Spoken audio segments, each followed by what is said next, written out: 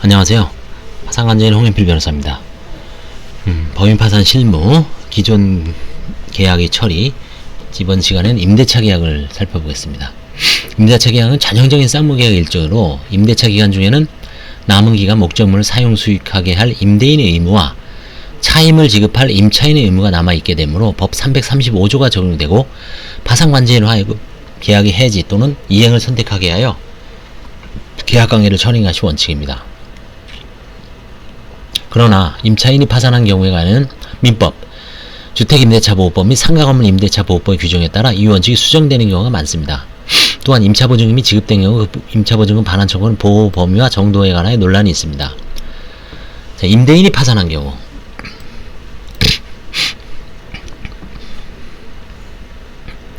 임대인이 파산한 경우 그 후 임대차 계약의 처리에 관하여는 우선 파산관제인이 임대차 계약을 해지할 수 있는지 여부와 임차보증금이 있는 경우의 처리 방법이 문제가 됩니다. 제가 지금 알고 있는 사건 중에서도 임대인이 파산한 경우가 있습니다. 주택 한 10채 정도 갭 투자하다가 그 다음에 이제 상속재산 파산해서 돌아가신 분이 임대인이 돌아가시고 상속인들이 이제 그걸 승계해서 파산 진행한 경우, 그것도 일종의 임대인이 파산하는 경우나 마찬가지죠. 그런 경우에 과연 어떻게 임대인이 파산하는 경우는 아주 드물지만 있습니다. 지금 특히 상속재산 파산에 임대주택, 집장사 같은 거 하시다가 파산한 경우에 저도 지금 작년에 수원권 한번 해봤습니다. 그런 경우에 임대인이 파산한 경우가 많죠. 먼저 파산관제인 해지를 할 수 있는지 가부, 임대인이 파산한 경우 파산관제인이 법 335조에 따라 임대차 계약을 해지할 수 있는가에 관한 다툼이 있습니다. 구파산법에서 다음과 같은 견해 대립이 있었습니다. 1. 이건 개인 파산에서도 했는데 다시 복습을 한번 해보죠. 임대차 계약이 쌍방 미행 쌍무계약에 해당하므로 335조를 적용해야 한다는 견해, 적용설. 두 번째, 적용설에 따르면 임차인은 임대인이 파산하려고 하는 자기에게 아무런 책임이 없는 사정에 의하여 민법 635조의 기간의 보장 없이 바로 임차권을 잃게 되어 부당하므로 민법이 임차인 파산의 경우 특별 규정을 두면서 임대인 파산의 경우는 그와 같은 규정을 두지 않는 것은 해지를 인정하지 않는 취지로 해석해야 된다는 견해, 부적용설. 3. 대항력인 임대차 경우에는 335조가 적용되지 않지만 그 외의 임대차에는 적용된다는 절충설로 나눠져 있습니다. 현행법은 종전의 실무를 반영하여 절충설, 임대인이 파산 선고를 받은 경우 임차인이 주택임대차보호법 3조 대항력, 제1항의 대항요건 또는 상가건물 임대차보호법 3조의 대항력을 갖춘 때에는 쌍방 미행 쌍무계약에 대하여 관한 335조의 규정을 적용하지 아니한다고 하고 있습니다. 즉, 주택임대차보호법과 상가건물 임대차보호법상의 대항력을 갖춘 임차인을 파산관제인 해지권 행사로부터 보호하고 있죠. 이는 선순위 저당권이 설정되어 있어 임차인이 선순위 저당권자에게 대항력을 주장할 수 없는 경우에도 마찬가지입니다. 파산관제인이 이행을 선택하거나 해지할 수가 없어 계약이 지속되는 경우 임차금 보증금 반환 채권이 재단 채권인지 파산 채권인지에 관해서는 견해의 다툼이 있습니다. 재단 채권이라는 견해는 동시행방에 부착된 임차보증금 반환 채권을 파산 채권으로 취급하는 부당하고 법에 의해 파산관제인 이행을 선택과 같은 점을 근거로 들고 있습니다. 이에 대해 임대보증금 반환 채권은 재단 채권에 관한 473조의 각각에 해당한다고 할 수 없다는 점을 들어 정지조건 모유로 파산전에 관해 파산관제인이 한 행위로 생긴 청구권에 해당한다고 볼 수 없고 파산관제인이 채무를 이행하는 경우뿐 아니라 계약을 해지하는 경우도 발생하는 권리이므로 제7호의 335조 제1항의 규정에 의해 파산관제인이 채무를 이행하는 경우에 상담에 가진 청구권에 해당한다고 볼 수 없다.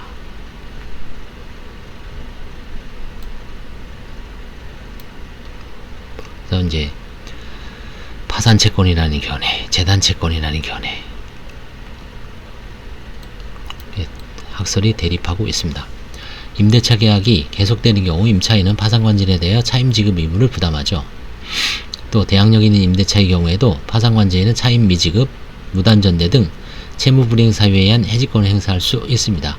파산관제인이 해지하지 못하는 임대차라고 하더라도 파산 절차의 원활한 진행을 위하여 임대차 계약을 해지하고 보증금을 반환할 필요가 있는 경우에는 파산관제인은 임대차 보증금 상당액을 퇴거비용으로 지급하는 취지 하에 계약을 체결하고 퇴거비용을 재단채권으로 지급하면 됩니다. 파산관제인이 대항력을 부배하지 못한 임대차 계약을 해지하는 경우 해지 효력은 민법 635조의 기간 경과를 기다리지 않고 즉시 발생합니다. 임차인이 목적물이 반환과 임차보증의 반환의 동시행을 주장할 수 있는가에 대해서 논란이 있습니다. 그 다음에 둘째, 임대차 보증금이 있는 경우.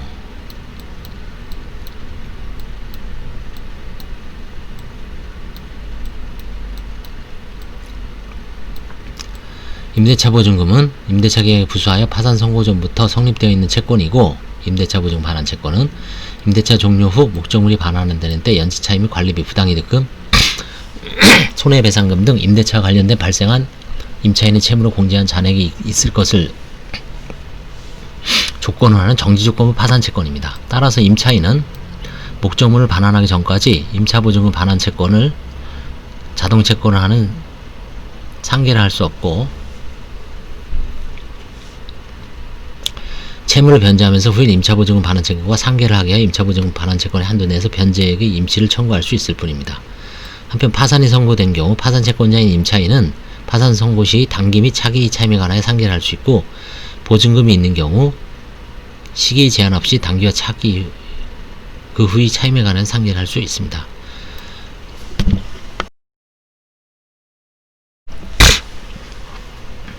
종래에 주택임대차보호법에 따라 대항요건과 확정일자를 갖춘 주택임차인의 임차보증금 반환 채권을 파산 절차에서 어떻게 보호할 것인가 둘러싸고 논란이 있었습니다. 현행법은 종전의 실무를 반영하여 주임법 제3조 1항이 규정에 한 대항요건을 갖추고 임대차 계약 증서상의 확정일자를 받은 임차인은 파산재단에 속하는 주택이 환가되면서 후순위 권리자 그 밖의 채권자보다 우선하여 보증금을 변제받을 권리를 인정하였고, 이는 상가건물 임대차보호법 3조의 규정에 의한 대항요건을 갖추고 임대차 계약 증서상의 확정일자를 받은 임차인에 대해서도 같이 규정하고 있습니다.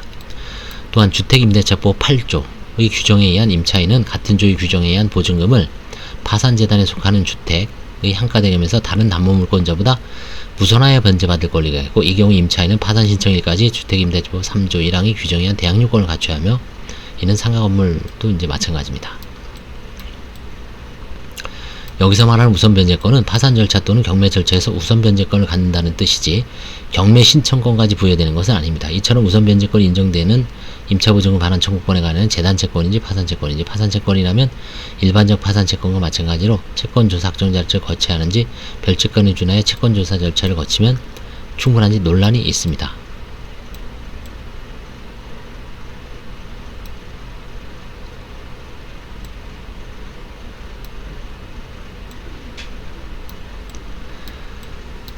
세 번째, 성급 차임이 있는 경우. 임대인이 파산 선고를 받을 때에는 차임의 성급 또는 차임 채권의 처분은 파산 선고 시 단기 및 차기에 관한 것을 제외하고는 이로써 파산 채권자에게 대항할 수 없습니다.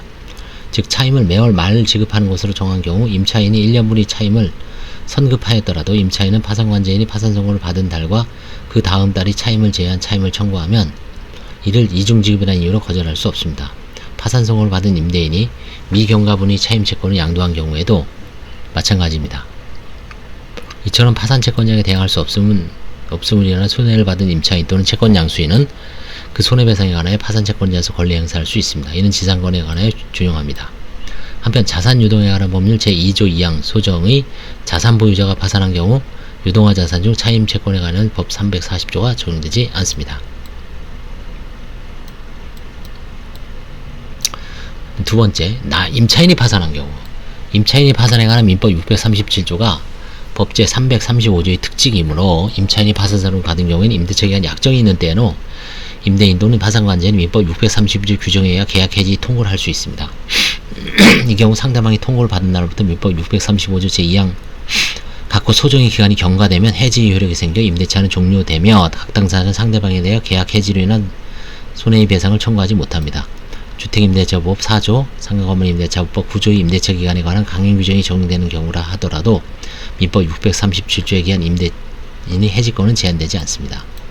임차인이 파산 선고를 받았으나 파산관제인이 이행을 선택하고 임대인도 해지하지 않아 파산관제인이 하지 않음의 편의상 계속하여 임차하는 경우 파산 선고 후의 차임은 재단채권이 되지만 파산 선고 전의 미지급 차임에 대한 파산채권을 취급하는 경우와 재단채권을 취급하는 견해에 대해 있으나 실무상으로 파산채권으로 취급하고 있습니다.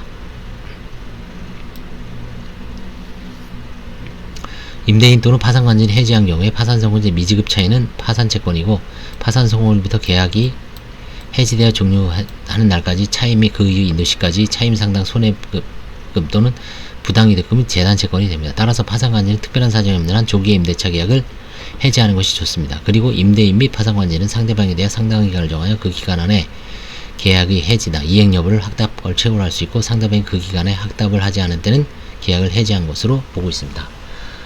임대차는 임대인이 파산하는 경우, 임차인이 파산하는 경우, 임차인이 파산하는 경우는 많은데 임대인이 파산하는 경우도 드물지 않게 있다는 거. 그래서 그 각 경우에 따라서 보증금이 어떻게 처리되고 그 다음에 차임 채권은 어떻게 처리되는지, 파산 채권인지 재단 채권인지 논란이 있을 수 있지만 기본적으로 파산 채권으로 보는 것 같습니다. 예, 다음 시간에 뵙겠습니다.